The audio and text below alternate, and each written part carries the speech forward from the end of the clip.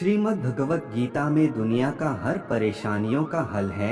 इसमें एक बार सुन लो, समझ लो, आपकी सारी परेशानियां दूर हो जाएगी, सारे दुख खत्म हो जाएंगे। आप अपने जिंदगी में एक बात हमेशा याद रखना कि क्रोध सदा मूर्खता से शुरू होती है और पश्चाताप पर खत्म होती है।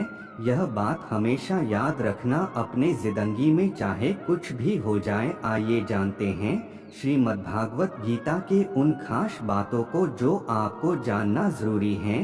तो चलिए शुरू करते हैं। हिंदुओं का धर्म ग्रंथ है 4 वेद, वेदों का सार है उपनिषद और उपनिषदों का सार है गीता। गीता सभी ग्रंथों का सार यानी निचोड़ है। इसीलिए श्रीमद् भगवत गीता हिंदुओं का सर्वमान्य ग्रंथ है। इसे वेद और उपनिषदों का पॉकेट संस्करण भी कह सकते हैं। महाभारत के 18 अध्यायों में से एक भीष्म पर्व का हिस्सा है। भगवत गीता गीता में भी कुल 18 अध्याय हैं। 18 अध्यायों की कुल श्लोक संख्या 700 है। आओ जानते हैं कि गीता के 18 अध्याय में क्या लिखा है। पहला अध्याय अर्जुन विषाद योग नाम से है। इस अध्याय में दोनों सेनाओं के प्रधान शूरवीरों की गणना, सामर्थ्य और शंख ध्वनि का कथन, अर्जुन द्वारा सेना निरीक्षण का प्रसंग और अपने ही बंधु बांधवों को सामने खड़ा देखकर मोह से व्याप्त हुए अर्जुन के कायरता, स्नेह और शोकयुक्त वचन है। इसमें अर्जुन कहता है कि यदि मैं अपने ही बंधुओं को मारकर विजय भी प्राप्त कर लेता हूँ तो यह मुझे सुख नहीं पश्चाताप ही देगी। दूसरा अध्याय सांख्य योग नाम से है। इसमें श्री कृष्ण कहते हैं कि इस असमय यह बातें करना उचित नहीं, क्योंकि अब तो सामने युद्ध थोप ही दिया गया है। अब यदि तुम नहीं लड़ोगे तो मारे जाओगे। अर्जुन हर तरह से युद्ध को छोड़कर जाने की बात कहता है। तब श्री कृष्ण कहते हैं कि अब युद्ध से विमुख होना नपुंसकता और कायरता है। इसी चर्चा में श्री कृष्ण अर्जुन को आत्मा की अमरता के बारे में बताते हैं और कहते हैं कि आत्मा का कभी वध नहीं किया जा सकता और तू जिनके मारे जाने का शोक करने की बात कर रहा है वह उनका शरीर है, जिसे आज नहीं तो कल मर ही जाना है। इसीलिए जय पराजय, लाभ हानि और सुख दुख को समान समझकर उसके बाद युद्ध के लिए तैयार हो जा। इसी अध्याय में श्री कृष्ण संख्य योग और स्थिर बुद्धि पुरुष के लक्षण का वर्णन करते हैं। इसका सार यह है कि लोक में जितने देवता हैं सब एक ही भगवान की विभूतियां हैं। मनुष्य के समस्त गुण और अवगुण भगवान की शक्ति के ही रूप हैं। बुद्धि से इन छुट भय देवताओं की व्याख्या चाहे न हो सके, किंतु लोक में तो वह है ही। कोई पीपल को पूज रहा है, कोई पहाड़ को, कोई नदी या समुद्र को। तीसरा अध्याय कर्मयोग नाम से है। इसमें ज्ञान योग और कर्मयोग के अनुसार जीवन में अनासक्त भाव से नियत कर्म करने की श्रेष्ठता का निरूपण किया गया है। इसमें कर्मों का गंभीर विवेचन किया गया है। अज्ञानी और ज्ञानवान के लक्षण तथा रागद्वेष से रहित होकर कर्म करने के लिए प्रेरणा की बातें कही गई है। इस अध्याय में ही हिंदू धर्म के कर्म के सिद्धांत का निचोड़ लिखा हुआ है। इससे ही यह प्रकट होता है कि हिंदू धर्म कर्मवादी धर्म है, भाग्यवादी नहीं। श्री कृष्ण कहते हैं कि वास्तव में संपूर्ण कर्म सब प्रकार से प्रकृति के गुणों द्वारा किए जाते हैं, जो कि कार्य और कारण की एक श्रृंखला है। चौथा अध्याय ज्ञान कर्म संन्यास योग नाम से है। इसमें ज्ञान, कर्म और संन्यास योग का वर्णन है।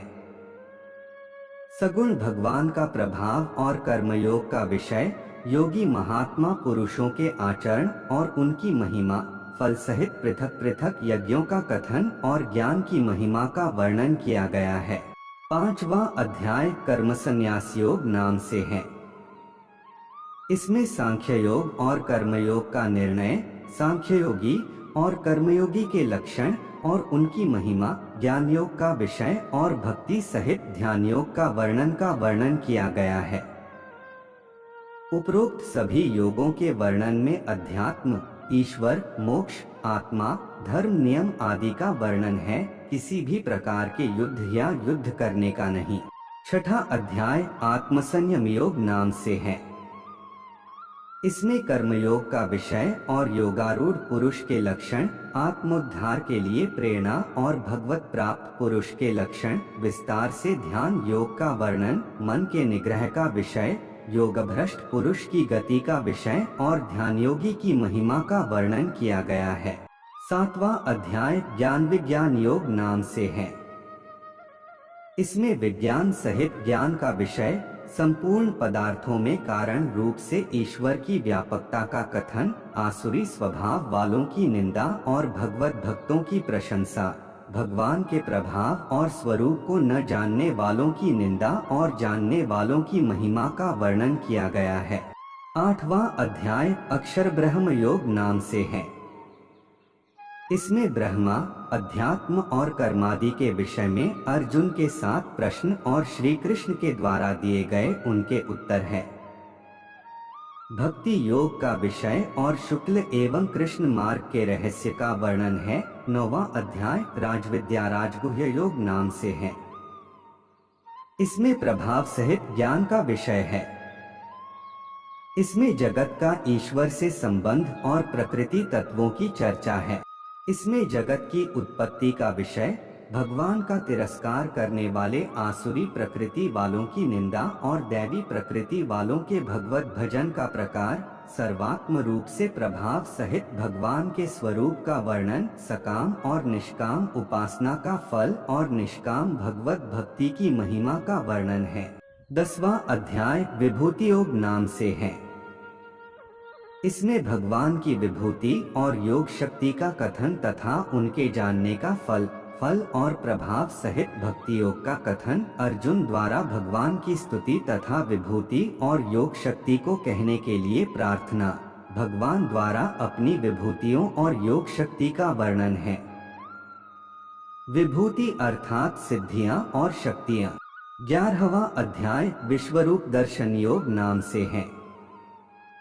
इसमें विश्वरूप के दर्शन हेतु अर्जुन की प्रार्थना, भगवान द्वारा अपने विश्वरूप का वर्णन, संजय द्वारा धृतराष्ट्र के प्रति विश्वरूप का वर्णन, अर्जुन द्वारा भगवान के विश्वरूप का देखा जाना और उनकी स्तुति करना, भगवान द्वारा अपने प्रभाव का वर्णन और अर्जुन को युद्ध के लिए उत्साहित करना।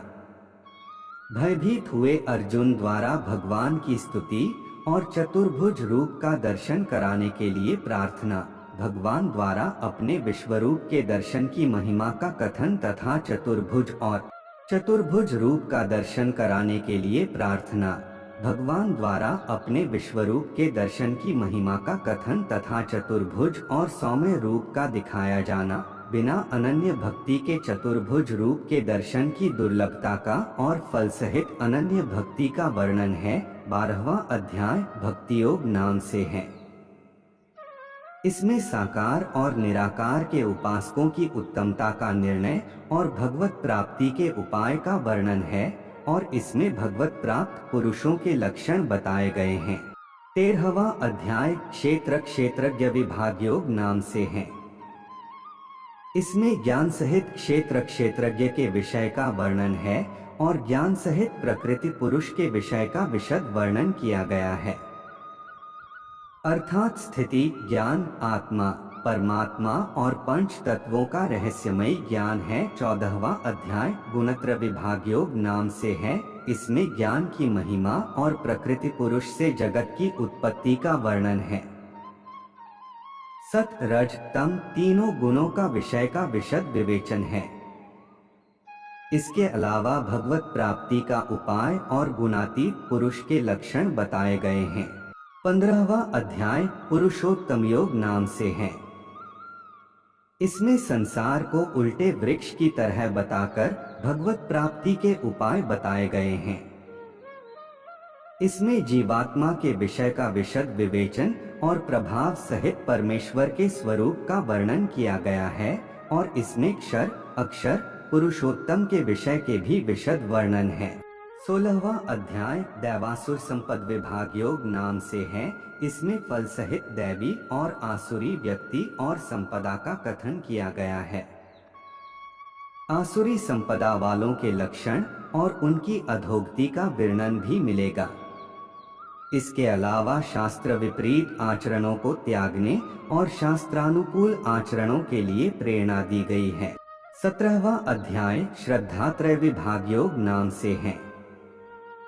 इसमें श्रद्धा का और शास्त्र विपरीत घोर तप करने वालों के विषय का वर्णन है। इसमें आहार, यज्ञ, तप और दान के पृथक पृथक भेद बताए गए हैं। इसके अलावा तत्सत के प्रयोग की व्याख्या की गई है। 18वां अध्याय मोक्ष संन्यास योग नाम से है। इसमें त्याग का विशद वर्णन, कर्मों के होने में सांख्य सिद्धांत का कथन, तीनों गुणों के अनुसार ज्ञान, कर्म, कर्ता, बुद्धि, धृति और सुख के पृथक पृथक भेद का वर्णन, फल सहित वर्ण धर्म के विषय का वर्णन, ज्ञान निष्ठा का वर्णन, भक्ति सहित कर्मयोग का विवेचन और अंत में श्री गीता जी के महात्म्य का वर्णन है। जय श्री कृष्ण। राधे राधे।